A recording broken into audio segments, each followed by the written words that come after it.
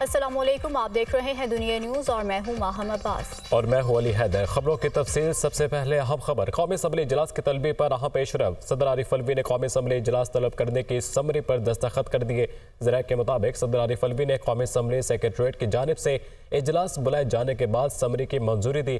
صدر نے قومی اسمبلی میں مخصوص نشستوں کے الاٹ نہ ہونے کے باعث سمری پر فیصلہ روک رکھا تھا۔ قومی اسمبلی اجلاس کی طلبی پر اہم پیش رفت سامنے آئی ہے۔ صدر عارف الوی نے قومی اسمبلی اجلاس طلب کرنے کی سمری پر دستخط کر دیے ہیں۔ ذرائع کی جانب سے ایسا بتایا گیا ہے کہ صدر عارف الوی نے قومی اسمبلی سیکریٹریٹ کی جانب سے اجلاس بلائے جانے کے بعد سمری کی منظوری دے دی ہے۔ مزید کیا تفصیلات ہیں یہ بتائیں گے عدیل وڑائچ۔ عدیل بتائیے، اہم پیش رفت سامنے آئی ہے۔ جی، بڑی ڈیولپمنٹ ہے۔ یہ معاملہ جو گزشتہ کئی روز سے چل رہا تھا، ایک بحرانی کیفیت بن گئی تھی، بالآخر یہ معاملہ حل ہو گیا ہے۔ اگرچہ قومی اسمبلی سیکریٹریٹ نے قومی اسمبلی کا اجلاس صدر کی منظوری کے بغیر ہی بلا لیا، لیکن بالکل آخری وقت میں نہ صرف یہ 11 آور پہ بلکہ پریکٹیکلی رات تقریباً 11:30 بجے اس کی منظوری دی گئی ہے اگلی تاریخ آنے سے قبل، اور اس میں صدر نے لکھا ہے کہ یہ آئین کے آرٹیکل 54 کے تحت وہ سمن کر رہے ہیں نیشنل اسمبلی کا جو اجلاس ہے 29 فروری کو، اور اس میں صدر نے ہمارے ذرائع کے مطابق مشروط کیا ہے، کہا ہے کہ جو پیراگراف 22 ہے جس میں کہا گیا ہے کہ ہم امید کرتے ہیں کہ جو مخصوص نشستوں کا جو معاملہ ہے وہ حل ہوگا۔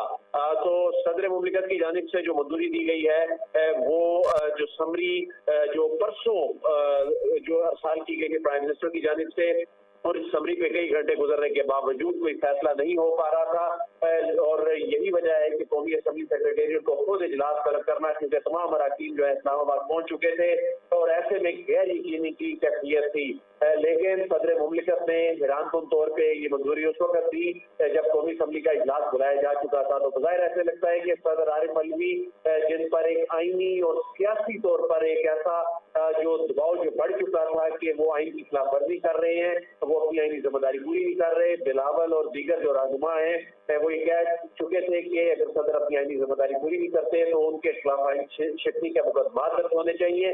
تو ایسی صورتحال بن گئی تھی ان کے لیے، بہت مشکل ایسی صورتحال بن چکی تھی جہاں پر ان کو پاکستان تحریک انصاف کی جانب سے بھی یہ سگنل مل چکا تھا۔ بانی پی کے یہ کہہ رہے تھے کہ انہوں نے بہت اچھا کیا اجلاس نہ بلا کے، لیکن ظاہر ہے انہوں نے اپنی آئینی ذمہ داری پوری کرنی تھی جو وہ نہیں کر پائے تھے ابھی تک۔ تو صدر مملکت کی جانب سے آئین کے آرٹیکل 54 کے تحت یہ اجلاس جو ہے وہ طلب کر لیا گیا ہے، اور اجلاس طلب کرتے ہوئے انہوں نے اپنے جو تحریری کمنٹس ہیں اس میں انہوں نے یہ کہا ہے کہ یہ ایک آئینی مجبوری بھی تھی کہ آئین کے آرٹیکل 91 کے تحت 21 روز میں اجلاس بلایا جانا ہے۔ تو اب وہ سمری دستخط کے بعد پارلیمنٹ ہاؤس جو سیکریٹریٹ ہے قومی اسمبلی کا وہاں بھجوا دی گئی ہے۔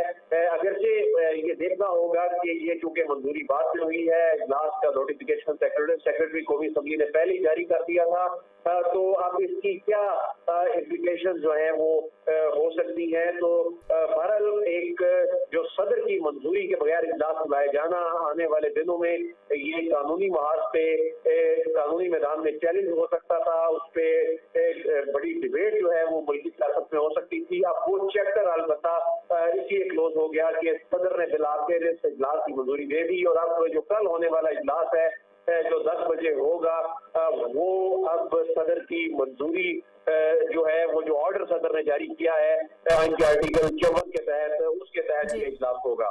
ٹھیک ہے عدیل، بہت شکریہ آپ کا۔